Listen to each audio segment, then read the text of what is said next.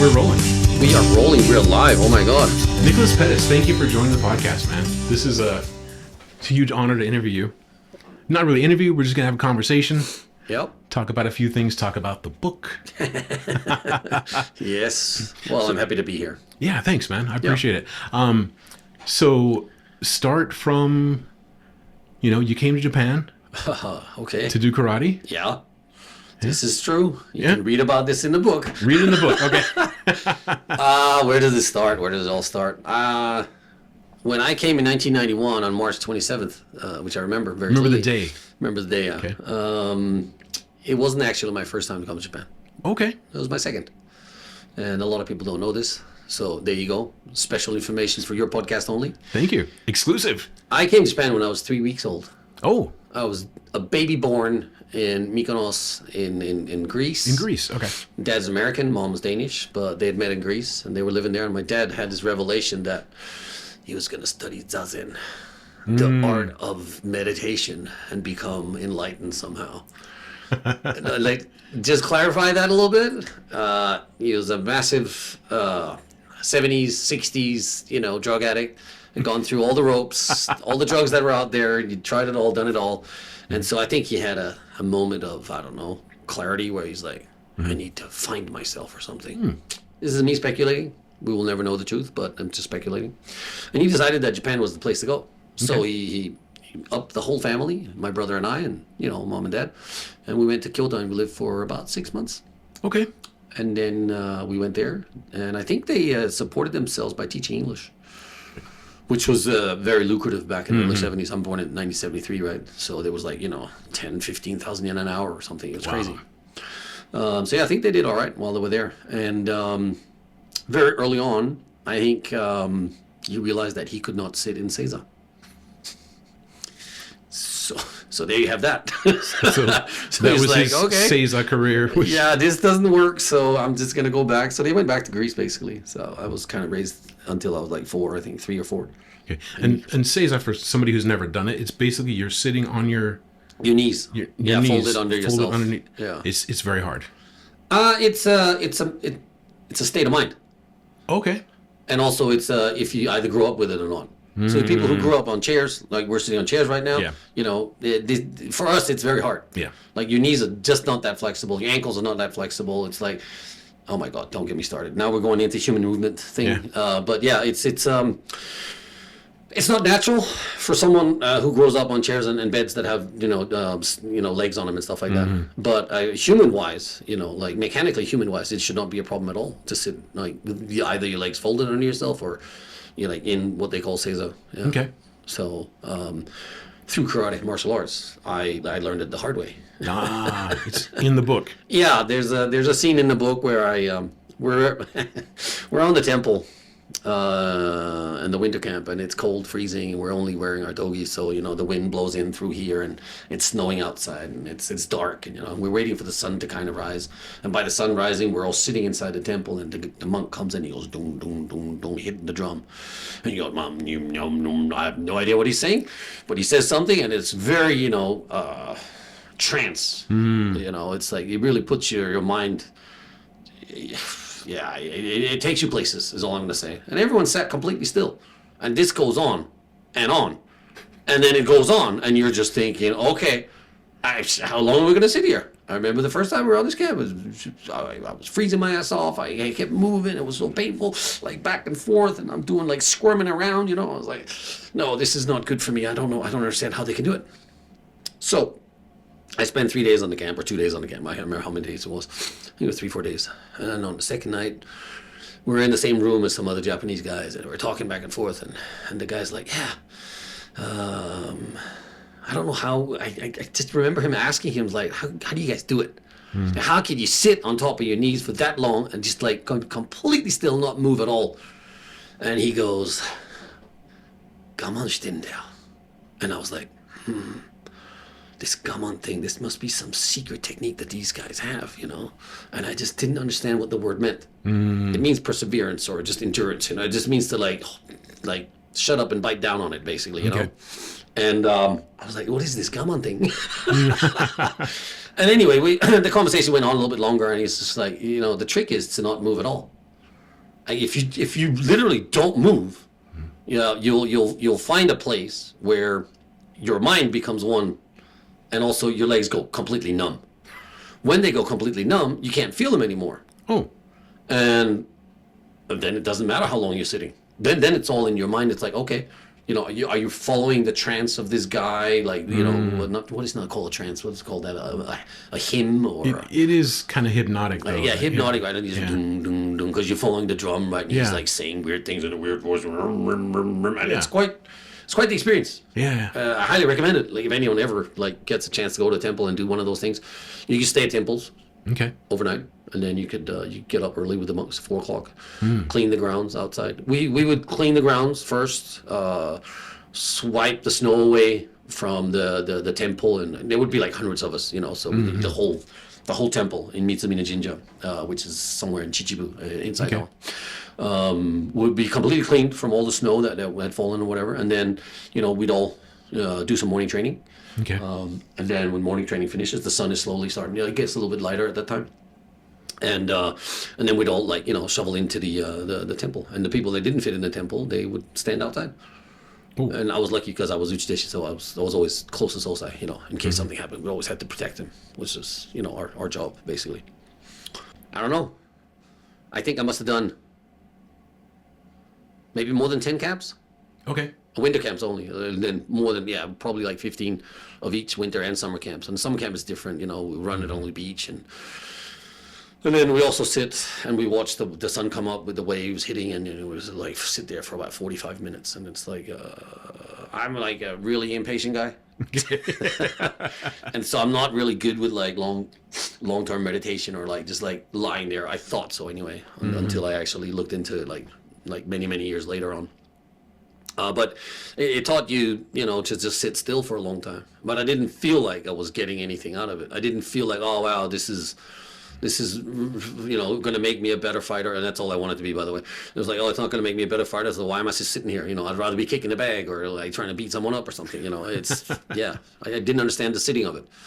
But there's an aspect of it, and now that I'm older and more mature, you know, where I would say.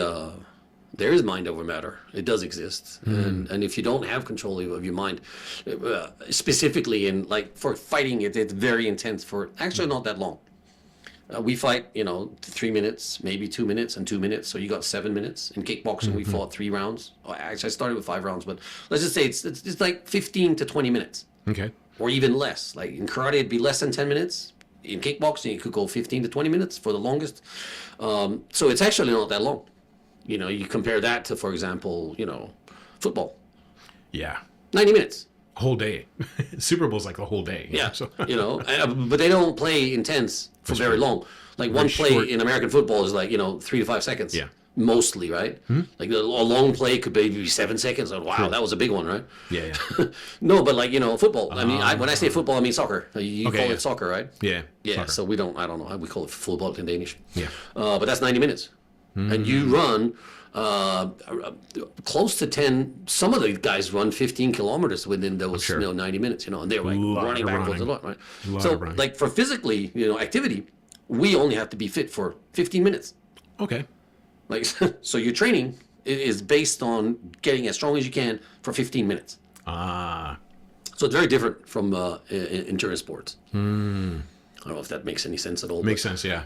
Well, like a marathoner is going to be different than a fighter. Yeah, But absolutely. they're both going to look fantastic. Just like it's a different fitness. Is that right? Very different, Okay. like completely different. And that then comes down to, well, what is a good athlete? And you know, if you're a sport specific in whatever sport it is, tennis players look awesome. Yeah. They're sprinting for like probably an hour. Okay. You know, back and forth. Yeah, yeah. Like the most difficult thing about actual sports is the hoko tenkan, what they call in Japanese, and it comes to me first in Japanese than English. The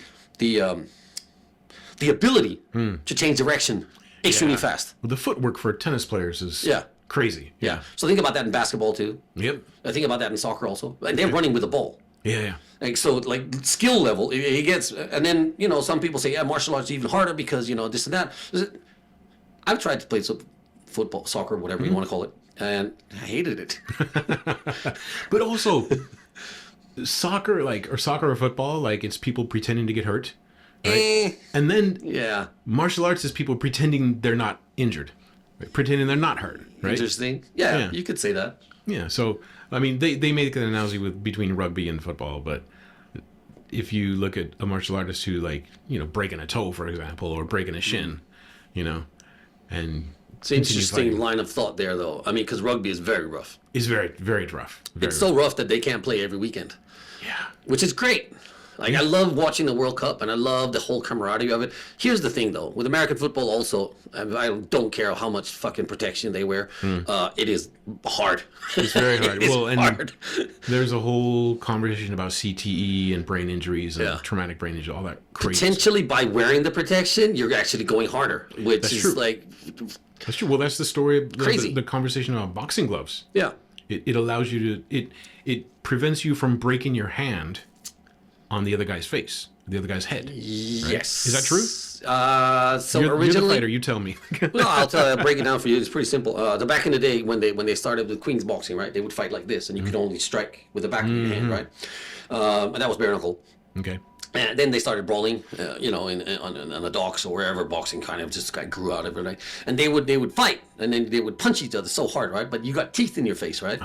And so you'd get your knuckles cut. Okay. And so you get cut, and then what happens when you get cut with someone's teeth is that your teeth are dirty. I don't care how much you brush your teeth, they're dirty. It's that simple. But so the bacteria from someone else's teeth get into your hand. You can't use your hand.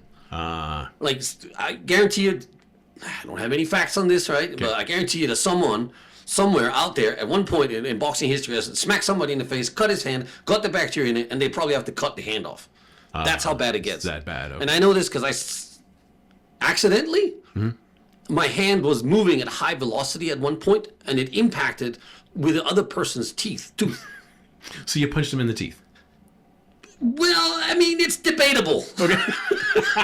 It's debatable, okay? Okay. The first thing I did was clearly, I put some alcohol on it to Sure. disinfect it, but there was a small cut on my knuckle. That's got to be one of these somewhere here. Well, especially if you know that, it's got to be kind of scary to think like. Well, I thought I'll be fine, right? Okay. I mean, there was massive amounts of alcohol involved in that night. Well, this wasn't a kumite. It was like No. not a sanctioned. Oh no! It Okay, was very that's why we're unsanctioned. speaking vague about it. Your hand contacted teeth. It had high velocity, Yeah. and the teeth that I don't know Yeah. how they impacted. It was, freak They accident. were just there. It happens. Yeah, it You know. happens. I was trying to be very nice also. Anyway, so next day, I did get infection. My hand looked like the size of a handball, basically. Oh, wow. Not kidding. It was that big. And I've got huge hands, so you just imagine the Yeah. whole thing was like swollen. You do have huge hands. do. They're like bear paws. Same size as Michael Jordan. No way. Yeah, so around early 90s, in Ikebukuro, there was a Nike store, Okay. real close to Ikebukuro Station. And I don't remember if there was a Nike. It might not have been a Nike store, but they had a Nike section, and they had like a whole bunch of like the Air Jordan, got like a whole collection there. It was really cool and really expensive, and I really couldn't afford it. But they had a handprint of Michael Jordan, like same like life size, right? So his middle finger is a little bit longer than mine, just a little bit, but every other finger was exactly the same size. Like, Whoa. damn. Well, you do have bear paws. Like, does that make a difference in punching? Well, yes, Okay. they're heavier. Ah. So it's like throwing a ball, right? Like if Okay. like at the end of it, clearly there's a more impact because the faster you can move it, an object, the more strength and power it becomes. Okay. And so by having big hands, yes, I guess I have a strong punch. But your kicks. Yeah. Your kicks are dead. Like I was saying the other day, I love your axe kick, but what's your favorite go-to kick? Left leg low kick. Okay. There's a reason for it. I kick harder with my right leg, 100%. And I will sneak it in by doing double low kicks, which Okay. is something I just invented all by myself. I feel like I don't see anyone else doing it, and I don't understand why. It's very Saw that effective. getting ready for this, I watched a couple of your matches, and there's one, and it looked like you're practicing with a kicking pad because you're just like bam, bam, bam on your opponent. Yeah. Just chop, and it reminds me of an axe. Yeah. Just chopping away at this guy. Well, that's what it is, right? You chop Yeah. them down by the legs, right? You smash them in the legs, and then I fought this Korean guy who was 2'17" once. It was my last fight in Japan, actually, and that was really like the strategy for that was that you know, chop him down by the legs, you know, and I didn't think I could hit him, you know, that's how tall he was. So I was like, I didn't even wrap my hands. So we were fighting the first round, you know, the plan is going according to what I'm dropping the double low kick because the first low kick you throw, most people understand that, they see it, so they block it. So I throw a weak ass low kick on purpose, which now is called a calf kick. Yeah. So I would calf kick a guy, and then he'd put his leg down. The moment he put it out, and my leg comes back, I'd kick him again on the thigh. Not so conscious about how devastating the actual calf kick is. It was just I kicked the calf on purpose. Yeah. And I've dropped guys with that too, by the way. But this guy was this specific fight was. I saw like the guy's like hopping around, Yep. and you can see in his face. And fighters don't show like. Yeah, but he's never been kicked that hard. That's right. Yeah, he's never been kicked that hard. You could see on this guy's face, he was like, "Ugh, that hurts." Internal bleedings on his thigh and stuff. It was bad. Then so we get the second round, and in the second round, I was like, I knew I got him with low kicks, right? So I'm taking my time. I don't want to get injured. I don't want to get hurt. I just want to make sure I hit him, like, you know, take him out with low kicks. And then he jabbed me, and I slipped it, and then I threw a left hook, and I connected on his jaw. I was like, wow. I actually hit him, and he's like 40 centimeters taller than me, so he's up here, right? And I'm just going, what? And so I smacked him, and I just said, okay, just go for it. And then I took him down. So what is the, I mean, let's see. I train like very, very surface level martial arts. A couple taekwondo classes, a couple, you know, jiu-jitsu classes, enough to figure out that, you know, I got injured, so I'm like, okay, I'm done. Going into a fight, like a match. Yeah. So this is not a street fight where like I don't do street fights. Yeah, good. I frown upon it. I mean, I got paid a lot of money to fight professionally. Why would I go and fight on the street, like, and get sued and like, no, thank you. Yeah. So and then kids, hurt somebody. Don't fight on the streets. You heard it from me. That's right. That's right. Don't fight on the streets. Good advice. But going into the ring. Yeah. What's like? Take me from the locker room to the walkout. To an amateur fight or professional fight, because they're two different worlds, completely different worlds. Yeah. What's that like? What goes through your head? Are you scared? Are you nervous? Are you like, I'm gonna kill this guy? Like, what's going on? No. You want to win. Winning is like clearly the objective of the fight, right? And so you in a professional fight scene, and I'm talking kickboxing, which was my chosen fight style for professional. We would first you would know who the opponent is ahead of time, which gives you enough time to think about how you can strategize to beat this guy. So let's just say, in a perfect world, you know 6 to 8 weeks before who you're going to fight. So now you've got 6 to 8 weeks to get ready for this specific guy. So clearly you're going to watch his videos. Sure. Or you already know who he is. In K1, which I fought in, I knew everybody. I'd seen all the fights from everybody. So it was not like, let's go rewatch this fight and see what he does, right? But sometimes you would see if you could find some kind of, you know, chink in his armor. It's like, is there something I could take advantage of here? How is he feeling right now? It was a little bit before social media really became a thing. Yeah. You couldn't just go to YouTube and watch a whole series of fights. Okay. No, you couldn't. You'd have to get like the tapes and stuff, which was okay. But you could also still suss it out. You know, the fighters. Say, it could be anyone, but like, yeah. So you'd spend this time preparing for something like this, depending on who the guy is. It starts when you wake up in the morning. You know. I would train 3 times a day, by the way. And I'll run through what kind of training we do. So there are 3 sessions a day that I would do. And the first session is running, push-ups, like just basic body weight conditioning stuff. Like get that, we call it road work, you know, just get that stuff in there. You know, get sprints and running and stuff like that in there. Get that done out of the morning before breakfast. And so I would have a certain running routines on the off season, which is when you don't have a fight. The fighters generally, they fight, a good busy fighter fights 4 to 6 times a year. Okay. So that's every 2 months. If you can get a fight every 2-3 months, you're making good money if you're like in a high level, right? So I'd have about 4 fights a year. Okay. So that's like every 3 months. So the off season would be like, you know, the month after the fight. Do 22 minutes of running. basically. Do some push-ups and do some sit-ups. I always start with 100 sit-ups, like just for warm-up. And then pre-fight, that 22 minutes of running, like I said, I don't need any more than that. Well, that's true. Yeah. You're training Right? for... I gotta be fit for 20 minutes. Okay. So how do I fit in as much as I can in this 20 minutes? It would be intervals. So it'll be like, level 9 for 1 minute, level 10, level, what was it, 5 minutes? So 9, 10, 11, 12, 13. And that's the first 5 minutes. And then instead of going back to level 9, you go 10, 11, 12, 13, 14. So the speed. Yeah. You're ramping up the speed. Yeah. Oh. So then on set 3, you're now starting at 11, or and you start at 12, and then by the end of 20 minutes, you're absolutely spent. You're wrecked. Yeah. So you can do that twice a week, and then you've got the other sprinting stuff. It becomes a quite long story about how much work it takes into it, but it's good. Let's just finish it around there.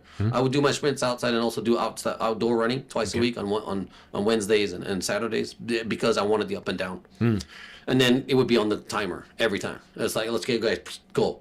And then it was a race. And I always had someone to train with. So when you have someone to train with that's about as strong or fast as you, they push you.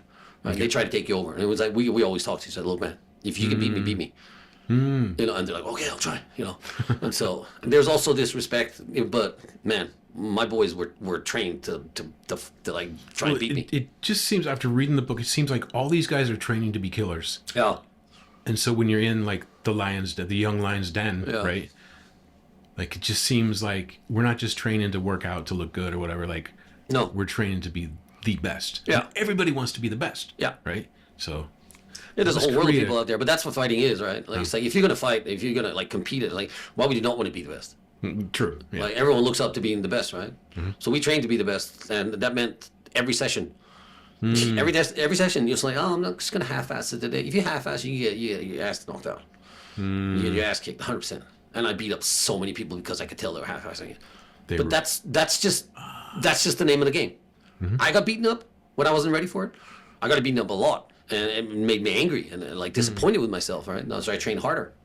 When you said there once or twice at least, is like, I know if I take it easy during training, it's going to come back to bite me in the critical moment, right? Yeah. Like moment in the fight, right? You train like you fight, and you fight like you train.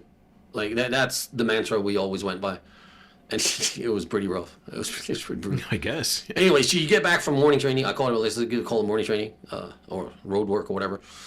And I did most of my running on treadmill, by the way. Only on Wednesday and Saturday I was outside. But then you get back, and then there's a quick breakfast, and then I've got like 30 minutes to lie down. So I go back to bed and lie down 30 minutes. I wouldn't necessarily sleep, but sometimes you just doze off a little bit. And then get out and go to the gym. And then from 10 o'clock, 12 o'clock, we got 2 hours of kickboxing training. So had a team. I'd say most of the time I had 6, 7 guys that were training together all the time. There were some heavyweights, some lightweights and stuff, so the variety was kind of big. But when you get into a small group of people that are that intense and they show up for it every day, yeah, it was good. It was a really good, intense. We made a lot of champions out of that team. But you got to be like tough, and you got to be like dedicate your life to it. By the team, you're talking about these guys you were training. Yeah, my team. Okay. Yeah, people that just came. Like, people flock towards what they see. And it's like it's not a big world, so you're like, okay, where are the strong fighters? Where are they? Who's here? And like in Japan, people came to me. I had a gym, and then it started like that, and then we split up the training with the fighters because it was too rough, and we can't mix that with normal people. It was too rough for real, and so we did that for 2 hours every day, and then go home, have lunch, and then I'll sleep in the afternoon. In the evening, I would then go and lift weights, or I would go teach. Okay. So it's either one of them. So it's 3 sessions a day basically.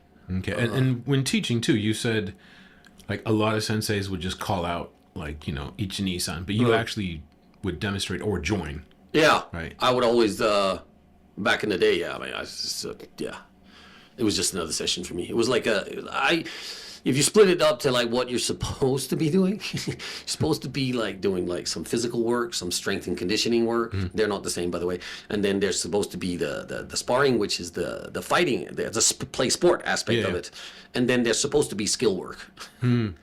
And skill work should not be mixed in with any of the other things. Okay. And so I looked at, when I was teaching, that was my skill work session. So I would totally just like jump in and do like most of the stuff with everybody. But it seems like a common thread through the whole story is that like you didn't want to half-ass it. No. And you were constantly pushing yourself not to half-ass it. Mm-hmm.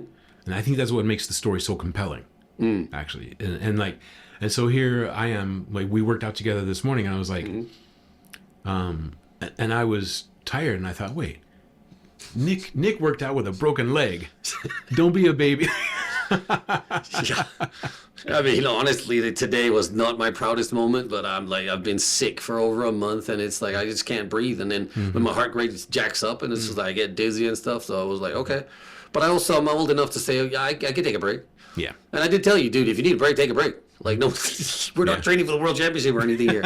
Like, we're fine. So I took a break, like several times today. I was like, yeah, I'm dizzy. Like, I literally stood up from the floor and I was like, whoa. That happened to me the first day. And I was like, no, just take a break. Yeah. That's fine. You know. But that comes with age and maturity too. And you know, you're not training for a championship fight. But I didn't need that when I was a kid. When I was young, 20s, 30s, you know, I didn't need a break. We were very fit. You did some crazy training. Yeah. Some crazy training. Like I've always been a fan of people who go for excellence, you know, like Navy SEALs or UFC fighters. And I think they're crazy, by the way. Yeah. No, I think they're crazy. Who, the UFC fighters? Both of them. I think UFC fighters are crazy and I think Navy SEALs are crazy. But I know. You could say but because it's like, Nick, you should be able to handle it. And I know I could have if that was the thing. Yeah, at that age, you could have been a Navy SEAL. Yeah. For sure. Yeah. I had the fitness and the strength to do it, but I thought they were crazy. And the mindset. Yeah, I had everything. Like, I would have been a great soldier, actually. Yeah. But no, thank you. Great, yeah. I thought they were crazy. Yeah, because I mean, you know, every guy, like we overestimate our skill, we underestimate everybody else. But when you see... I'm the other way. I'm the opposite of that. What do you... No, I am. I underestimate myself and yeah. overestimate everyone else. Okay. Yeah. It's probably a good thing. Always have. Well, and I remember you saying something like, I didn't expect to win.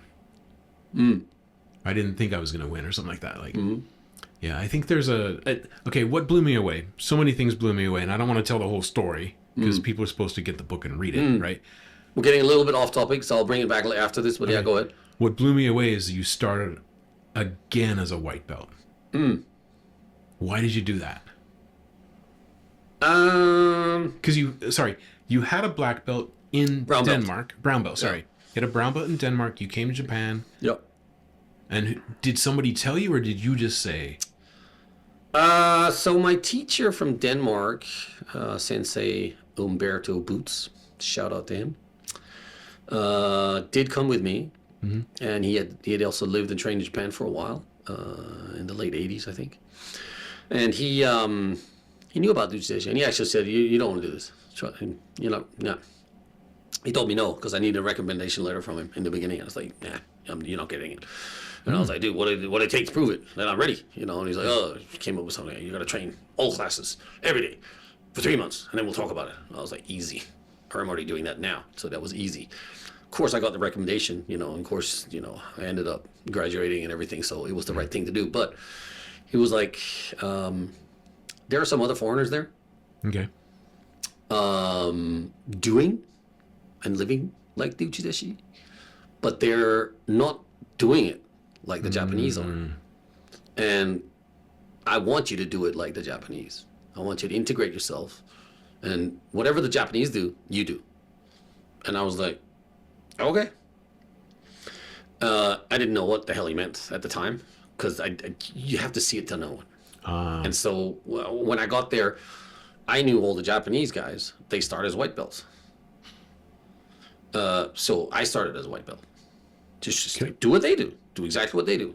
Here's the difference. Everybody from overseas that had ever heard of this Uchideshi program thought it was some glorified, like, super program for, you know, becoming like the best in the world or something like that. They thought that if you do this Uchideshi program, you're going to be like the best fighter, the best this and that, you know. For me, it wasn't about fighting. Sorry.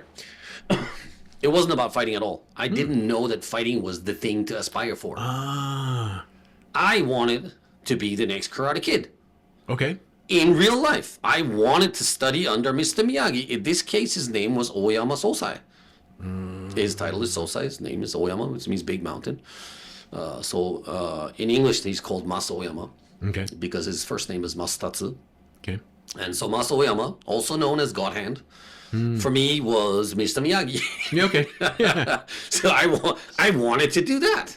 I wanted to be that. I come here. You sought out your Mr. Miyagi. Yes, I did. You came as the Karate Kid. I did. Okay. And a little bit delusional, but no, I thought I was spot on. You know, you go live with the master for 1,000 days and you dedicate yourself to it. How much more Karate Kid can you get? That's true. Right? Yeah. Little did I know, on the first dinner that we had with Sosai, he used to come and eat with us on every Saturday night. He sat down and explained to us, if you find yourself in an argument with someone, knock him out within the first 30 seconds and then run because the police are going to catch you. And that's when I realized, shit, I walked right into Cobra Kai. I am not kidding. I did not know what I walked into. I did the same Kyokushin karate in Denmark. Yeah. But I didn't know in Japan, Kyokushin karate, they have books written by Sosai that are called Kenka karate. Kenka means the street fighting karate. Street fighting karate. This is Cobra Kai. Yeah. I'm not kidding. I walked into it without knowing it. And I was like, oh my God. Whoa. And so there came this realization that, okay, maybe this is not exactly what I thought it was, but he was so charismatic, I would have died for him. And I pretty much did. I gave him my whole life. And that was that was actually the beauty of it. But that got me hooked on fighting because he was like, well, you know, he loved champions. The stronger and the better you were, the more he loved you. So if that was the answer, get as strong as you can. But and it seemed like there's a common thread, like you wanted to please him. Yeah. Right. Yeah. So that was my answer. My answer was to train harder than anyone else. I'm going to go back to your previous conversation. We can speak back or swing back to the book and stuff like that, because there's lots to talk about. But so the next step for running into a professional fight, because I kind of want to finish that talk because it's a great question to see how it goes to in your mindset, right? So I'm starting my morning with the morning training, right? Okay. While I'm running, by the way, and this is what I did not touch on. I got distracted by talking about how much I was running. Is that while you take a step, all you think of is that step takes you closer to the fight and who you're fighting. So you're running with the image inside your head, you know, just thinking about that guy, thinking about how that fight could come on. So it's like moving meditation, kind of but actually mind training, visualization, right? So, and then you go home, you have lunch, go and train, right? All I'm thinking of is what are the skills that I need, like what are the fighting skills that I need to take in to beat this guy? So I'm just like experimenting on the other guys. Like I'm experimenting with different strategies. How does this guy react? You know, and they don't know I'm doing this. I'm playing my own mind games in my own head because I know I got a fight that I got to prepare for. Yeah. They're just trying their best, right? I'm just trying to like figure out how does my double low kick work? You know, how if I let him come to me? Like I'm doing all these things. So, but only thinking about that guy I'm fighting. Okay. And I'm lifting weights and I'm thinking, yeah, but it's him. 100%. Like it starts the moment you wake up. And until you're in bed, and I used to, at that time, use self-hypnosis. Okay. To work on the mind over matter aspect of my fighting. So that I could visualize it, but not just through training and through running and like just thinking about it when I'm all day long, which I am, but actually go in. Before I sleep, I would have a 20-minute mind tape back in the day that I would put on and I would listen to it before, like I would be in my bed and I'd be like, listen to this thing with my headphones on, and I would self-hypnosis train my mind, where you visualize everything for how the mat feels, under your feet. How does the rope feel? You feel the strength of the ropes when you're getting over the ropes. Like they're pretty heavy. They're like they're steel ropes. They're not they're wires. With plastic around them. You stand in the ring. How does it feel to stand there? You see the guy coming over there on the other side of the ring. You see him, right, and you could feel your breathing and your excitement, and you guys like putting a bit of Vaseline on your face. All these. The crowd, everything, the arena, everything would be in these visualizations. And I would just lie there and I would see myself winning. I would see myself struggle, but I would see myself winning. I would see myself visualizing, fighting at the best that I could. And I would do that every night. So I would literally be, and I would often wake up in the middle of the night. People do this, even though, we're training as much as we're doing, or I was as much as I was doing. Still, you're exhausted, but you'd wake up in the middle of the night and you realize, oh, just had a dream about fighting him. Whoa. So you're breathing and living this person, right, for 6 to 8 weeks. Okay. Then there are a couple of days before the fights when everyone arrives. Now suddenly let's say we're in Tokyo. We're all in Tokyo. They put you up in a hotel. You're in a hotel. You see the guy over there. He's having breakfast. It's all these things. Then there are all the interviews. There's all because this was a very big, it was a very big sport back in the day. Yeah. We were on primetime TV. A lot of it like live streaming on TV and stuff, and we were getting ratings like really high. So there was a lot of attention on us. Right? Well, the Japanese love martial arts. I mean, they love fighting. Yeah. And that back then, it was, we called it the golden age of K1 basically, because it was incredibly like popular at the time, and I was like right in the middle of that period, and there was so much attention, and there's interviews, and then they're asking you about the fight. What are you gonna do, and you're just like, oh, fuck, man, I've been like thinking about this guy for 24 hours, 7 like for the last 8 weeks, and here I am now. I got to talk about what I'm gonna do tomorrow, and it's really like it really messes with your head, right? And you're such in great shape. You're in the best shape of your life because now the last week you've tapered down your training.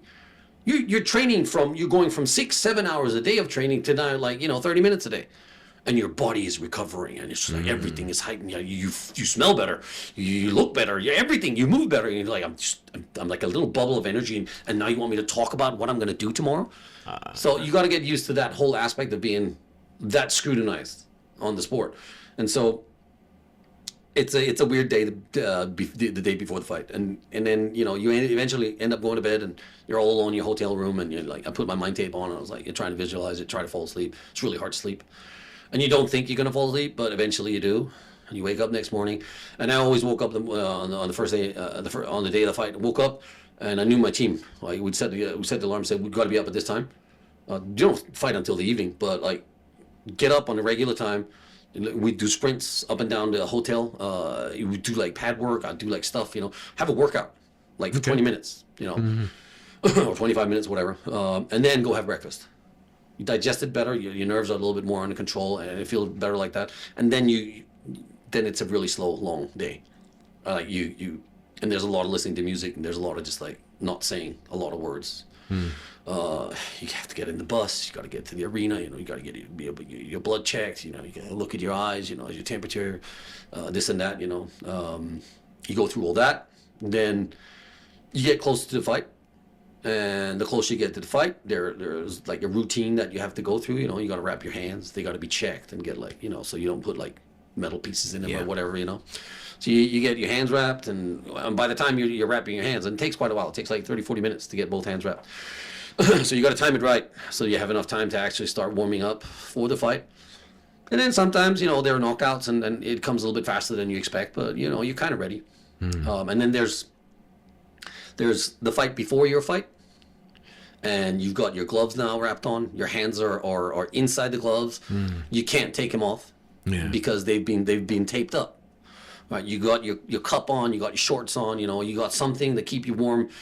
Sometimes there's air conditioner in the rooms, and it can be a little bit chilly or whatever, and then you could see, because it's so big and the production crew is so big, they've got TV screens where you're waiting for you to step in before you go into the arena. So you can see the fight before you. You can hear everything. You can hear the arena right there. And I would just prance around like a cheetah. Like I could not sit down and wait. I would just walk around. It was also my mindset of like, okay, this is it. Like this is like the moment before the gladiators go in, and like something's gonna happen. In my fight record, if you look at it, it's almost 50-50 to the fight down. Either I win by knockout or I lose by knockout. And a lot of the fights I had, I went straight to hospital because I had broken something. And so I'm very cautious of what's going to happen here. So I'm really like just trying to focus as much as I can on the outcome. Try to believe in myself. I'm talking to myself. I'm self-talking to myself. And you know what? Someone comes up to me, come on, relax, and shut the fuck up. Leave me alone. Don't get close to me. Don't you fuck with my vibe. Don't get close to me. I don't want to hear anything. You're my teammate and all this and that. You're not my coach. I didn't have a coach. I coached myself. And so I'm just like, no, I don't need to hear you. I need to know what I'm talking to myself. I know what I need because I've been training it for the last 8 weeks, and I've been mentally rehearsing it, and I'm ready. And all I got to do is get in there. And it's very intense. Very intense. And then they do the intro. Boom, it's up on the screen. You hear their name. Da-da-da-da-da. Then your music starts. And it's time to walk in. Now you walk in front of the crowd. Now, the smallest arena that I fought in was 36,000 people. Okay. The smallest. The biggest was 90,000. Dude. Tokyo Dome. So you walk in and it's real. You greet the crowd. You gotta live it. You gotta be that guy. And so you walk in and they're there and they're excited to see you. I was quite popular. So it's like, you just try to do something, somehow get them to support you. Yeah. It's not a lot you have to do, but it's still something. It's a feeling and an attitude, right? And I remember very early on thinking, how am I doing this? Like, how am I able to walk in with that kind of confidence? Like, because I'm scared shitless. I'm a little scared child. And that's in the book, that moment when I first got my ass kicked and ran away from a fight because I didn't know how to fight. I'm still that kid. But I don't want to run away from this. I want to go in there and I want to win. And so you walk in. Like I said, I visualize it. How does the rope feel? You touch the rope inside your glove. You can't do this, right? You're like this, right? So you touch the rope. I always went over the rope, by the way. It was a statement. Yeah. I did not want anyone to feel like I'm bowing to you before we fight. So I walked over the ropes always. And then I would walk out under, win or lose. Yeah. To show respect. And then it's on, man. And I'll tell you what, you have all this stuff going on. The referee comes over, checks your mouthpiece, checks your club, he goes over there. It's back and forth, right? And then before you know it, they come and send to the ring. And it's like, judge. Bing, round one. Whoa. And then it's on. And you're like, it's hard to explain. It is very exciting and frightening all at the same time. And there's something in fighting that's called first contact. And whoever makes the first contact initially is like who hits first or kicks first, right? Sometimes that could set the whole pace for the fight. And I was always not that guy on purpose. Okay. I wanted to feel somehow where the intention of the other guy. Of course, he's there to beat you. Of course, he's there to knock you out. He's there to beat you, yeah. But it's still, some people set the pace differently. For example, if I fought someone like, I can't remember specifically, but let's just say I fought someone called Peter Varga, which I fought in Yokohama, and I ended up dropping him with calf kicks and low kicks and stuff. He was a good boxer. He was a better boxer than I was, but I still dropped him with low kicks, and that was the plan. So I stuck with that. Or someone like Barahari, who is an incredible fighter. Like Peter Varga, I felt really comfortable. Like it was like, okay, we're kind of here. You know what I mean? With Barahari, he came in and he just went smack and low kicked me the hardest I've ever been kicked. I thought I was like, oh my god. I was like, okay, this shit got real. That's kind of how it felt like, and I thought that was really interesting to even for me to experience and feel like that way. So every fight is different. But once you start fighting, it's then it's natural instinct and planning and all this stuff. It all takes over, and if it goes well, you win, and if it goes bad, you get knocked out. But that was it. That was the fight game. Wow. Well, that's a full day in a fight.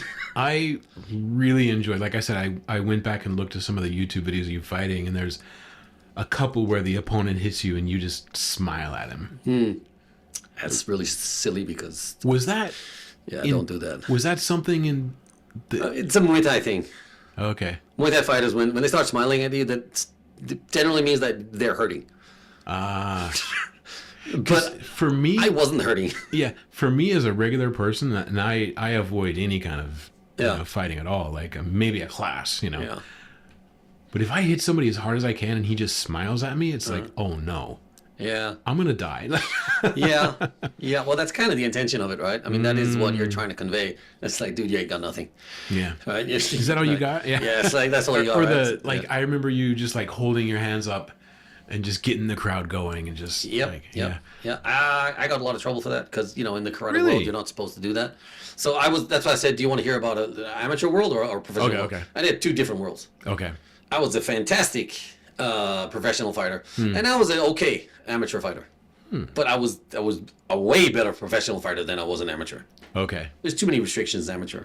It wasn't for me. I like the limelight. I like the show light of it. Okay. I like that I had the freedom to like actually do and express myself in ways where I was like, yeah, come on, let's go. Yeah. Yeah. Well, and I think people love that. Yeah. They see a fighter out there, and this guy's giving everything, Yeah. but he's also acknowledging, hey, the crowd is here too. Yep. It's pretty amazing. Well, I think I learned pretty early on, like after the 5 or 6 fights, I was like, you know what? They're paying me to fight. It better be good. It better be entertaining. Win or lose, who cares? They don't care if I lose. They didn't. No one cared if I lost. They were happy when I won, but when I lost, it, oh shit, he lost again. Yeah. Damn it, he broke another bone. That was what mostly happened, right? Yeah. And generally speaking, that was okay, and I'm okay with that. Like there were times where I've been really bad because of my broken bones, where I've had just like months and months where I couldn't fight, and then I'd bump into some dude on the street. You're Nicholas, that weak guy that always loses, and I'd be like, nice to meet you, sir. Can I get a photo with you? I was like, are you serious? I'm not kidding. This actually happened. Oh my gosh. So I was like, yeah, sure, man. Pose for the photo, right? Whoa. So but that's what it is, right? I mean, you could support any sport, and like the Cubs, they didn't win for 60 years or something, right? Like, did the fans leave them? No. Right? It's the same thing. Like, win or lose, and yeah, you want to be able to say, yeah, you're a loser, man. But then when you win, my God, the high of winning. This is why fighters all turn alcoholic, by the way, because the highs and lows are so big. The highs are so high, and the lows are so low that it's hard to find a balance. Like you can't. I'm older now, so I kind of got that under control in a different way. But you can't live a lifestyle like that and not get messed up. I don't believe it. Like, I don't believe it. I don't know anyone who's actually come out on the other side from a fighting professional career and been like, oh, yeah, that guy's got his shit together. Well, don't you have to be a little bit crazy to fight that hard and train that hard? I think so. But most of the guys find themselves eventually. But brutal honesty, the ones that don't, they kill themselves. And there's a fairly high, for top class world fighters that either end up like completely alcoholic and fat and and old and like just lost in translation, basically. Yeah. That's like 90% of them. And then there's like maybe 5% that kill themselves. And then you got like maybe, I don't know, are we down 5% here out of 100? I think we have 5% left. Pretty low. Yeah. Where you're like, these guys find themselves. Or they come out on the other side and they're like, and they're okay with it. And they either reinvent themselves or they go through hardships. And something catches their attention. Either they become fantastic coaches, or they do different businesses, or they, it's family or something that that gets them grounded again. Well, not everybody can be a Dan Cormier, right? No. Be a UFC announcer or No, you can't. Right? You got to be good at that. I happen to be good at that. Yeah. So I've found something in martial arts again after many years, like 15 years away from it. But I was an alcoholic for many years. Oh, you were? Absolutely. Oh, wow. I'm not afraid to say it. Okay. Yeah. And there are still times when I struggle with it. But I feel like when I ground myself, small things, it's like, what am I eating? Am I actually working out regularly? Like the small things, like little checkpoints, right? Yeah. When I stick to the checkpoints, everything else just falls into place. It's like when you say, fuck it, let go. But then, 3 days later, you still haven't slept yet, and you're on a bender, and you're like, what just happened? But this is reality, right? And also, for me, I was lucky that I started a business that had to do with fitness. So I was like, I had to get up in the morning. Yeah. I had to go to work, and I taught morning classes, which is mean I was up at 5 o'clock in the morning. So it's like you can't. I had to be in bed at 9. Back to the Uchideshi routine. Exactly. Almost, right? Yeah. Yeah, okay. and I found it easy. I was like, this is for me actually easy enough to go back to it. So instead of just being an alcoholic and like, you know, I was a functional alcoholic. I was in bed by 9, you know, but also I would be off work by 2 o'clock in the afternoon. I'd be like, okay, I do whatever I fucking want until 9 It's o'clock. time. Yeah. Wow. So let's tell people about what you're doing with fitness in Japan right now, then. With the gym. Well, yeah. So I own a CrossFit, which is a CrossFit gym. Okay. We've been in business for 12 years now. We're on year 13. And yeah, I'm the owner now. I opened up and built it. And so, I mean, I always owned it, but I mean, I was more involved in the business before. Specifically in the first, I'd say 5-6 years. Okay. Working, 6 to 7 days a week. That was all I did. And then you come to a point where you're like, okay, am I the owner or is the business owning me? Like, who's owning what? Yeah.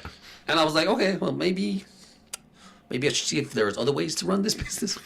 So you start trusting and delegating out. But, when it's your baby, it's very hard to like trust someone to do a job that you could do better than them. Mm-hmm. Anyway, I built the business and I slowly stepped away from the floor. And now I teach when I want to, in specific either days or classes, and that's it. And then I just use it to a place to work out. And I've got a good team running it. My wife actually does the business side of it. So she runs the staff and does all the communications and stuff like that. And it's good. And I just have fun with it. Cool. Yeah. Cool. And then you're doing Senshi as well. Yeah, Senshi. Senshi is a European-based fighting organization, specifically now out of Bulgaria, but it's building a worldwide network. Started from Kyokushin. Okay. So it's a Kyokushin foundation, and then they've also got, just like K1, they've got Senshi Gala Fight Nights, which is the professional league where we fight with kickboxing rules and open finger rules and also Muay Thai rules. So yeah, and I'm the official MC. Okay. For that, so I host the shows there, and also they do camps, and I go and teach there. So Okay. yeah, so I'm actually back into martial arts school quite heavily with that. Cool. Yeah. How do you like teaching? I don't. Is what I would like to say. Okay. I would like to say I don't like teaching, but that's not true. I don't like teaching someone who doesn't speak my language. And I'm not talking about English or Japanese here. I'm talking about... I'm going to sound like a snob. I've just dug myself into this hole, but it's fine. If I had to talk football or soccer with Cristiano Ronaldo, Yeah. I would have absolutely no clue what he's talking about. Yeah. What he sees and feels on the field, what he is expecting from his players out of him, I'd be like, you kick the ball, you score, cool. That's as far as it gets for me. If he would ask me about fighting, he would also be, yeah, so why are you double low kicking him? Why is the calf kick important there? So we don't speak the same language. Okay. All right? So when I want to teach people who are not even close to like trying to understand my language, I don't find it enjoyable to teach. So, having been in this young lion's den for 3 years, learning to be a killer, if I'm hearing you right, if somebody isn't training to be a killer, then it's not interesting, or they're just like, I want to do a kickboxing class because it's good cardio. And Yeah, that's not for me. I won't even teach my wife. And she's been begging me for years now. She's like, oh, come on, just hold pants for me. I was like, nah. I can't do it. I can't be nice to you. Like, I can't. Like, it's crazy because my switch goes from being a nice guy and like, I will teach you anything in CrossFit. It's like, here's how you do a handstand walk or whatever. I'll run you through the ropes. I'll be happy to do that. Switch that to martial arts, and I'm just like a completely different person. He was like, I don't know this, Nick. Wow. And so I enjoy teaching someone who I don't have to hold back on. Because in martial art, there is no holding back. I'm absolutely fearless in martial arts. But as a CrossFit business owner, I know that my best interest is getting people in front of me to move better. And this is my job, to motivate them and to teach them and coach them through that. And I'm happy doing that because it's CrossFit. When it's martial arts, you better have a foundation before you come to me. Otherwise, we don't speak the same language. And I cannot water down what I've done. I cannot water it down for you. And there was a time when I was broke. And the opportunity for, personal training was there. And this is great. I'm making, 10,000 yen an hour. Yeah. It's great money. Pretty good. Hated it. Absolutely hated it. But there was a time when I had a lot of clients outside the classes that I was teaching. They would come in and I would work out with them. And a lot of them would say, hey, let's do some kickboxing. I was like, nah. I just literally turned it down and said, if that's what you want, here's my friend. He's another coach over there, Etienne. He can do it for you. I said, I'm not doing it for you. No. Don't do it. So it's a completely different thing then. I mean, there are kickboxing gyms around town, right? There's some good ones, and they've always got like the cardio bunny out in front, who looks fantastic in her yoga pants, whatever. And but that's like I look at that as a cardio workout, what you're talking about, and I could feel it across the table. Yeah. When you started talking about going in the ring, and you'd bash the guy's face, I could feel it. Like, yeah, you do turn into it's very exciting. 100%. Yeah, 100%. Very, but it's a different energy. Oh yeah. It's like, I hope people watching can feel this, because like, I hope so too. That but, conversation, that's what and then you talk about the little kid. I almost got a tear in my eye. I was like, I was that kid too. I got my ass kicked too. Like, so you're like fighting back for all the other kids who got their ass kicked, But I ran, I ran that time. The guy, he kicked me in the face, he kneed me in the face and tried to, pound me like you see on UFC, and I was just like, I didn't know what to do. And I just ran. I sprinted across this massive street in Denmark. I could have been hit by a car for all I know. I didn't even look to the left or right. I jumped in someone's garden and hid behind some bush, and I was just lying there, like my heart pounding, like, yeah, it's nothing I've ever felt at 14 years old. And I was just like, oh no, I don't like this. So I'm lying there in the cold, and there's snow around me, and I was like, this was December, actually. I know it was December. And I'm lying there thinking, I don't like this feeling. And the solution kind of came to me. It was like, if I start karate, maybe I could overcome this. And that was a clear inspiration from having seen the Karate Kid movie, by the way, and seeing Ralph Macchio go through this, guy, getting his ass basically whooped and, transforming himself and winning a championship, right? And it's a really beautiful, pure movie about, sentenashi is like, you don't strike first in karate, which Cobra Kai is like, strike first, strike hard, no mercy. And this is exactly what Sosai was telling us to do. Strike hard, strike first, no mercy, and run before the cops catch you. So it's like, so my whole foundation for all this martial arts is really from that movie. Inspiration is from that, and I can pinpoint that down specifically to that moment where I changed, and I said, I can be scared, but I'm not going to walk away, and I'm not going to run away, and I'm not going to turn my back. No matter how scared you get, you just have to face it. You have to bite down, and whatever happens, and a lot of stuff happened because I didn't back down, and broken bones and knockouts and. Dude, during my career in martial arts, I had 17 broken bones. Oh, dude. I had my knee scraped out. I had a double-sided hernia, so that's 2 operations in one day. I had my nose cartilage operated out because I had broken it so many times that I couldn't breathe, so they took out the cartilage. What else have I done? I have a titanium stick down my right shin because I kicked the guy so hard that I snapped my shin in half. Just this, like Conor McGregor style, right? Yeah. Like that's. Yep. That's a famous clip. Yep. Anderson Silva got it too. Yep. And then I had my hips replaced eventually. So there were a lot of operations going on. Hip replacement. Yeah. Whoa. Yeah. 2 titanium hips fully replaced. Do they give you better mileage? No, but they stop you when you go to the airport. Beep, beep, beep, beep. Sir? Yeah, step over here, sir. And they go, and they say, I got fake hips. And then they're always collide with some dude, because the lady's not going to touch you. So they're like, actually, now it's better. Now they got the one where you just stand and it goes, zoop, and then they're like, hey, you're fine. Well, do they ever recognize you? A lot, many times. And like, oh, he's got a titanium hip. No, they don't know. They've not recognized you for that. No. Okay. Well, no, I mean, like, once they realize like who you are, and then you say, "I've got a fake hip," does it kind of click to them or what? No. But there have been many incidents where, for example, potentially I might have crossed a yellow line in my car because it was raining and I couldn't see if it was yellow or not. Sure.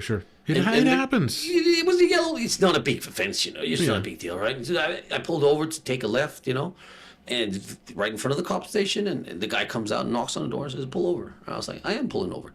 And he's like, "No, pull over." And I was like, "Oh, that kind of pull over." I said, "We're gonna have a conversation now." Like, damn. Okay. Anyway, so he takes my card out and this and that, and this is a true story. It happened last year, and about a year ago, and it was raining. It was dark, and there was this moment when we were sitting at the red light, and I literally live just across the street. I see my house from where we are, right? And there was a left lane only turn and a straight to go straight. I had to go straight and take a left. But I was like, I want to go pick up some stuff from the supermarket because there's no food in the house. I realized, right? And I was like, shit, I should probably pick up something first, right?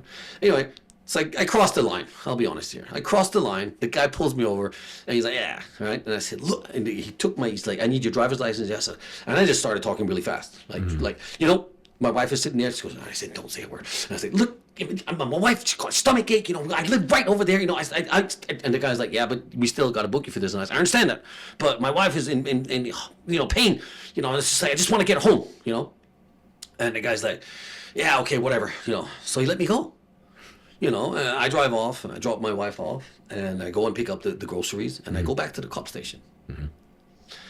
And so I walk in, and I sit down, and I got this really sad face looking. I'm so sorry, I pull this. I'm really sorry, my wife, she was, I don't know, maybe she can be pregnant. I was coming up with any excuse that I could pull out of the books, right? And the guy goes, "Yeah, just give me your driver's license." And there's 3 cops in there, right? And it's dark and rainy and cold and everything, and they're just looking at this, and they go, "Huh. All right, how do you read your name?" I don't know, Nicholas Pettas. Nicholas Pettas? And they're like, "Yeah." I was like, "No." I was like, "Yeah." And they're like, "Oh, interesting. And so what was your excuse again?" So they start questioning me this and that, and they just made me squirm for a while, right? Then they give me my driver's license back. I said, "Dude, by the time we let you go, we were going to let you go. We're really happy you came back. Can we get a photo with you?" They're not allowed to ask that technically, but I mean, I was like, "Yeah, sure. We got one." So, yeah. No, it has happened. It has been good and bad at times, actually. Mm-hmm. Got lots of cop stories. Funny. Really? What's the bad? How often do you get recognized around Tokyo or Japan? Not so much anymore. Okay. Yeah, I go to the countryside of Osaka or something, and they're it's like, wow, there's Nicholas Pettas kind of thing, right? And it happens a lot more for some reason. But in Tokyo, no one cares. Okay. Plus, I drive my car. I'm actually not much in public anymore, so I don't feel it. Okay. It's funny. We were filming recently for Junk Food Japan, my YouTube channel. Subscribe and become Subscribe to Junk Food Japan. Yes. Yep. We're down in Ikebukuro in the old stomping grounds where, the dojo is in this and that. I saw 5 places in one day, 5,000 yen, whatever. Yeah, super great cheap video. Food. Oh, great video. And I got recognized a lot. And I was like, this is bizarre. It's like, wow. I go back to Ikebukuro. I haven't been there in 20 years. And I was like, oh, shit, people know me here. That's kind of cool. Wow. It was fun. It was really fun. Mm-hmm. Yeah. But yeah, it's not like it used to be. Because, I've been 12 years in business of CrossFit. For example. Up until then, I was on TV. I was doing TV work, and I was doing a lot of stuff. But once you close that window, they don't know. The fans now watching K1, they don't know who I am. They're on TV, the TV production crews, and they're like, if I'm helping out some fighter or whatever, and it's like, "Yeah, Nicholas Pettas is in, and so they're excited about it. But the fans are like, "Who?" Because your career was when? Stopped. Well, professionally, I started in '98. Okay. And then I broke my leg in 2002 and had 5 years off. And so I got back in 2007, and I think my last fight, I think it was in 2008. Your run in 2001 was something to watch. Yeah. That was killer. Yeah, that was cool. That was a good day at the office. Yeah. Nice. Yeah. Yeah. Any particular fights that you remember that stand out, or? I remember all of them Okay. because there's not that many. Okay. I had like I don't know, 22 or 24 fights or something like Okay. that. It's not that many. The one that stands out, Badahari, was just crazy. He broke my arm in the first round. He kicked it, and it broke right here. Ooh. And I knew it was broken because I could feel it. I was doing this kind of stuff, and I could feel it crunching. I was like, damn it. So your adrenaline is so high. Normally that should hurt. Yeah. But I'm like just doing this, going, oh yeah, it's definitely broken, right? And I'm still fighting him. All right? Okay. We're going back and he doesn't know it's broken, right? So I'm not showing anything, right? So I was like, oh, You're not gonna let him know. Yeah. I was like, yeah, it's definitely broken, right? I have this conversation with myself, right? Yeah. Go back to the corner, right? And because the first round finishes, and I go in my corner is the Nita and my kohai, Koichi, may he rest in peace. And so Koichi, and they're all excited on, hey guys, great fight, man, you're doing really good. And I say, hey guys, I broke my arm. And then Nita is a funny guy, right? He goes, you broke his arm? It's great. And I was like, no. My arm is broken. And he's like, what? Should we throw in the towel? And I was like, no. It took me 5 years to get back into this ring. I'm going to go back in. So he's like, oh, okay. So your left arm. My left arm is broken right here. You shouldn't be throwing any punches with your left hand. Here's the stupid thing about doing this. But. Okay? I didn't really throw that many. I don't think I threw any punches with it. I just went in and I started kicking a lot. I can't really remember. Okay. But it went on longer than initially. I thought the first kick he threw, and I thought, that was it. It was the fight's kind of finished. But I think we went for almost 2 minutes in the second round before he realized that, because he punched my arm, and I went like this, damn, right? Oh. And then he saw it, and then he's like, no one else knew what was going on because I didn't show it, right? And then I knew when he kicked it, it was like, yeah, that's it. I'm done. Right? But yeah, if I hadn't broken the arm, the fight would have actually been really good. It was actually a really good fight. But it also taken me 5 years to get back into the K1 because I had broken my leg. So it's like, here you are, Nick, first fight back in 5 years, and we're going to put you in with Badahari, one of the sickest, baddest dance fighters in the world. Wow. And I was like, Right back into the fire. okay, yeah. They never made it easy on me. But that's what they wanted. They wanted the David Goliath moment. They wanted me, win or lose. Break a bone or don't break a bone. It was also entertaining. They knew you could perform under pressure, right? Yeah.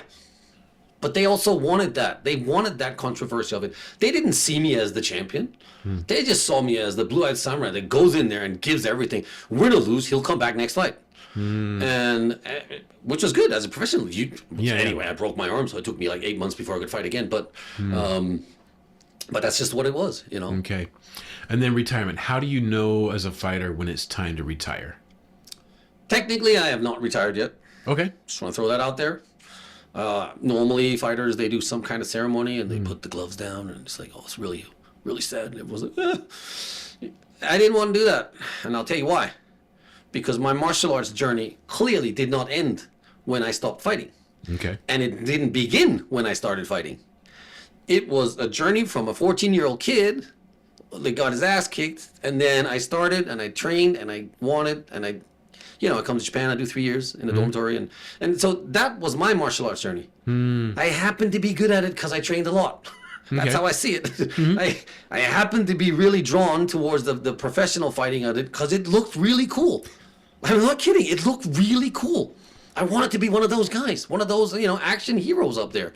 I wanted that, and so I gave it everything I have. And when I knew it was over, was when I had a torn groin muscle, and I'm in Hawaii. And I'm trying to fight this guy, an American guy. I could tell he's not at my level. And I threw the first kick in the fight, and it completely tore. Oh. And I'm like, I'm too good at hiding my pain here.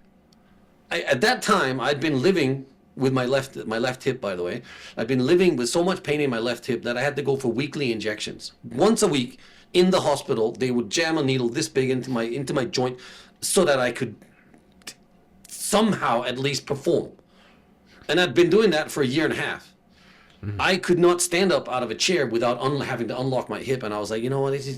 I'm at the end of this, but I have nothing else in life. There is nothing else I know how to do. I do not know how to drive a taxi. I do not want to be a security guard in a nightclub. And I've got 3 hungry kids at home. And I have to keep fighting. I don't even have a dojo. So there was nothing. So I kept fighting, and in Hawaii, I threw the first kick, and I'm having, again, internal conversation with myself. Should I just punch this guy and knock him out and get it over with? And then pull out before the next fight? Like, I had this conversation. And then I was just like, you know what? I'd like, who am I doing this for? I have a completely torn muscle in my inner thigh. It was so swollen after the fight, I couldn't put my pants on. I had to cut my shorts. It was that swollen, you know? And so I was thinking, no more. So I did the guy, I'm sorry, I just tore a muscle in my groin. And I got booed off stage.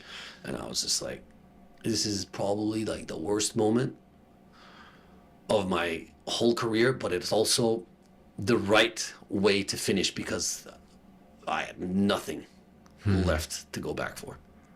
I was done. That's when I knew I was done. I mean, for me, it was simple. 6 months after that, I had my first hip replaced. So I couldn't live with it. It was a question of quality of life. Yeah. It was too much pain. Then I found CrossFit. There you go. It's crazy timing in my life because I was completely broke. I got kicked out of my house. Had to move into this other place. Couldn't even afford that. And I had a couple guys that were, sponsoring me through my fighting years. And this is the beauty of Japan, by the way. When you are a successful fighter or somewhat successful, and you're in the limelight, people will want to sponsor you, and they do. They basically throw money at you, which is really cool because I needed it. And so I had a couple guys that were like, chipping in to like keep me floating for a while. And while I was rehabbing my hip, I spent 2 hours a day in a swimming pool trying to rehab it, and it was really, really slow progress. Anyway, the phone rings, and it's a brand director or something from Reebok, and he says, "Hey Nick, I was just wondering, do you know what CrossFit is?" And I was like, "Nope, never heard of it." At the time, there was one CrossFit gym, or box as they call them, in Okinawa. Okay. So we've got the internet at the time, YouTube is a thing, and it's like the guy says, "Okay, well, just go on YouTube, do some research, look at it, and then call me back when you think you know what it is." And I was looking at the 2009 CrossFit Games Okay. footage out on the ranch, and Jason Kalipa is winning it, and there's a lot going on there, and then suddenly there's a whole bunch of YouTube videos about these guys that are crazy fit, and I was like, wow, this looks kind of fun. So I called him back and said, "So what's up with this CrossFit thing, right?" And he goes, "Well, why don't you come into the office and have a chat with you?" So they basically offered me to become a CrossFit ambassador for Reebok and try and help grow CrossFit. So they financed me, they gave me money. Happy days, I could pay for rent, feed my children. And I got certified within 3 months. I got my level 1, so you could start teaching and stuff like that. Then we started a class, and before you know it, I'd found investment and opened up a gym.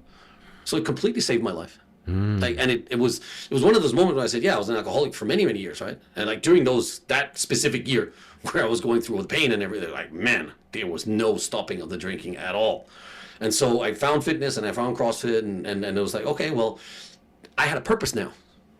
Something that didn't put me down to teaching people that didn't speak my language. And I was happy doing that. Okay. And it worked out really well. Without having had broken my leg, for example, and having such a devastating impact on my image of like, this guy came back fighting after he broke his leg. He could probably do anything. Without having had that experience, Reebok would never have called me.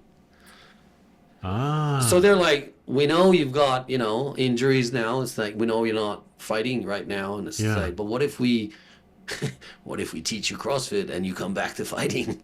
How cool would that be for brand value? Yeah. And I was like, I'll take the contract, but I'll think about the fighting. Wow. So I got very lucky. I feel very fortunate, very blessed, and I was clearly driven. Like, when I turn on the switch, not the drunken switch, but the real switch, I'm extremely driven, and I enjoy that. Yeah, I enjoy that. It's exciting. What would you say to young Nick if you were to see 14-year-old Nick today? What would you tell him? 14-year-old? Yeah. When you started your karate journey, like in the bushes, in the snow. Bushes.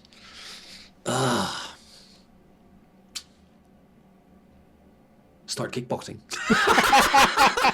I would have made more money. I made a lot more money. Kickboxing, okay. Yeah, just go for kickboxing. Okay. But I don't think that's true. I think I did everything in my life the way it should have happened, in the timing that it happened. Like, also, I got knocked out in my first kickboxing fight, for example, and it was like, oh yeah, he's clearly not ready. I wasn't ready. So like I started over as a white belt when I came to Japan, right? Yeah. And so in kickboxing, I started over as a white belt again. Oh. I threw everything out and I went to kickboxing and I said, I need to do the beginner's class here. Like, I just fought in front of 36,000 people in Nagoya and I got my ass kicked. And that's because I don't know any basics of kickboxing. It's like, how do you stand? How do you hold your hands? How do you jab? Yeah. So I was like, okay, like, what is a jab? What is the significance of a jab? Why? What is this fighting style, right? I had all these questions I need answers for. So I started over. I went to beginner's classes. I was working out with girls and guys and teenagers and grown. Like, I was working out with anybody who was in the general class. And I was doing my training on the side. Sure. And so it took me about 2 years to get back into K1. Okay. And I fought in America under a different name, a pseudonym, and I won over there. I beat actually a really good fighter. He ended up becoming the K1 USA champion, Carter Williams. But we were still, just the two of us were still up and coming fighters at the time. I caught him at the right time, so I beat him. That was kind of cool. He was damn strong. He was like really strong. So I was like, this guy, he's probably going to go somewhere with this. And he did. So it was kind of cool. But yeah, like, it's like and the same thing with CrossFit. Like, you know, you have to be driven. You have to want it hard enough or badly enough, like, to like reinvent yourself. And I feel like I reinvented myself as a teenager with karate, and then, you know, the second time I reinvented myself was as, you know, professional kickboxer, and then I reinvented myself into CrossFit. And now I've like come full journey with Senshi, because I'm now able to actually give back to the next generation in a way that I feel is valuable. And I'm a damn good teacher. I'm not gonna lie, I really am. But I've also got like zero tolerance for people who are not speaking the same language as me. So what I expect is very high, and I'm very old school with it. And it's just the way I am. It's the way I teach. But it resonates good with the next generation. I'm happy to do it. Would you corner somebody now?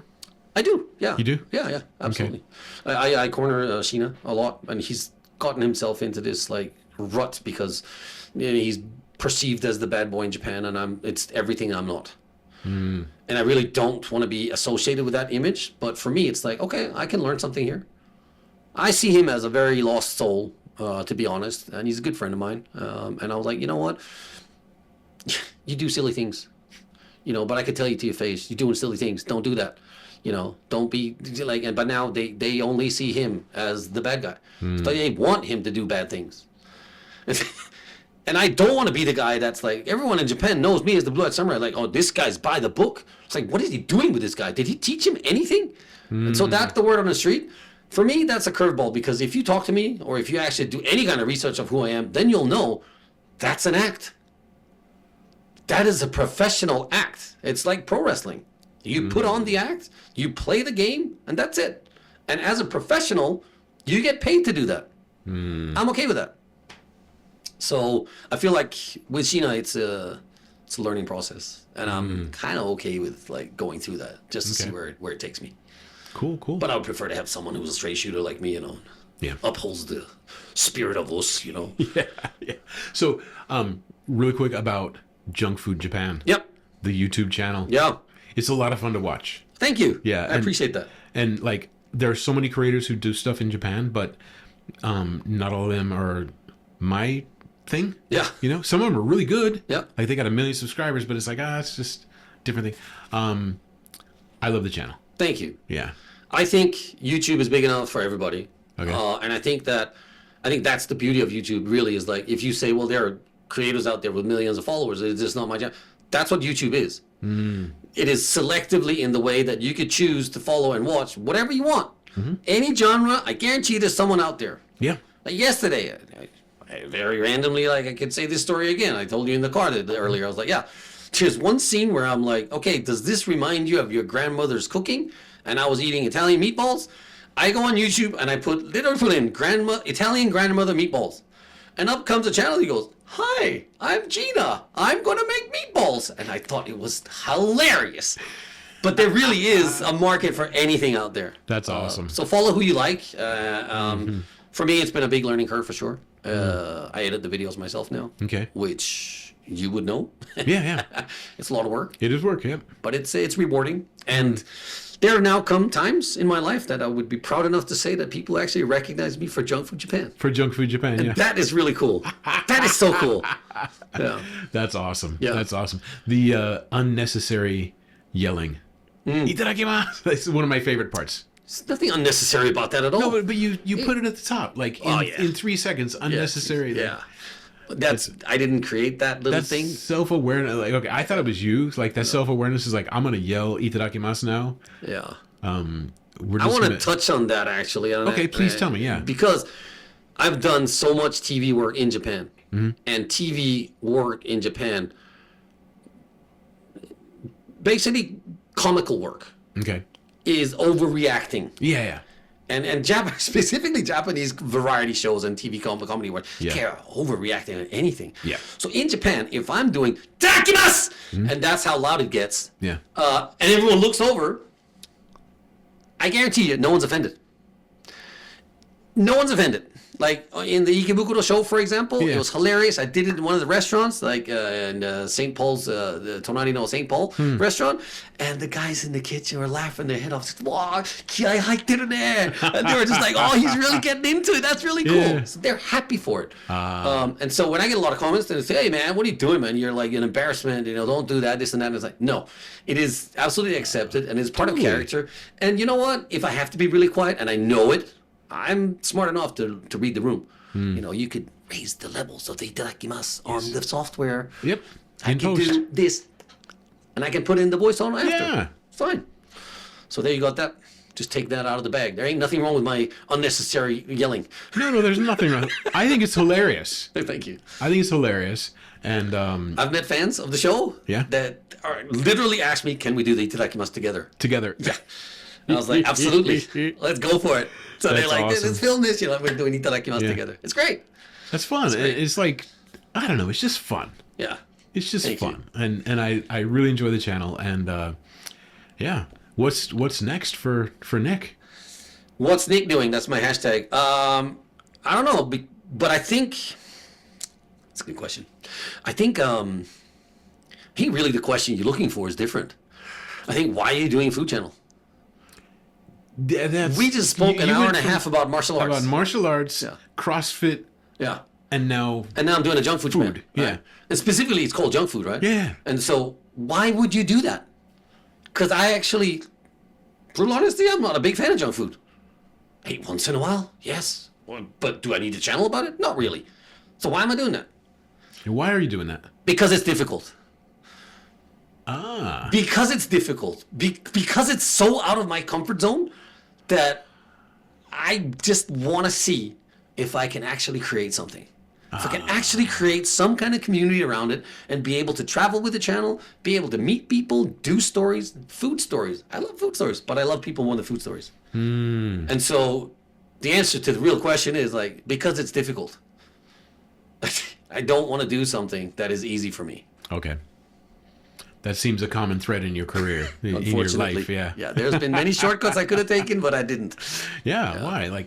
No, I don't like that part of myself that says, well, let's just do it the easy way. I hate that part. And so when I like studying Japanese, when people say that it's too hard, you're never going to get it. I started at 21. Oh, you're too old. No, absolutely. I'm like, okay, F you. I'll show you. And for me, when people say oh, Japanese is too difficult, and I learn how to speak it, and I'm speaking fluently, and people are like, yeah, you can speak, but can you read and write? Oh my God. Oh, okay. Another challenge. Yeah. Let's do this. I found the right book. There you go. Learn how to read and write. There you go. And same thing with law school. People are like, yeah, you're 30 years old. It's probably a little late to go to law school. It's like, no, I'll show you. Yeah. Had a couple people say are you sure you want to do this? And then that just pushes me even more. Of course. Yeah. My mom got a degree at the university when she was 46, I think, in art history or something like that.